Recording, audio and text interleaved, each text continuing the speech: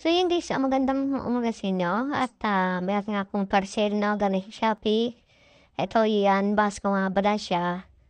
At in-order ko nga sa Shopee, kulit-kulit.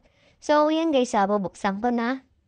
So ano siya, flasher, relay na for the Everest, no.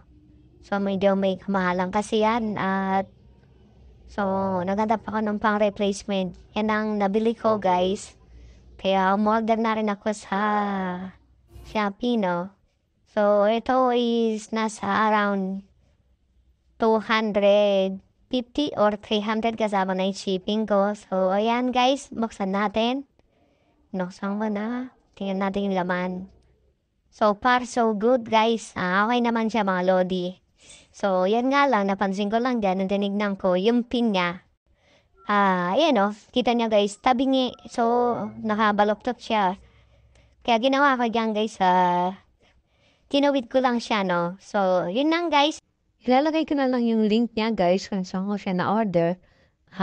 Yun lang, na-test ko naman na siya, gumagana siya guys. So, bye-bye. Thank you.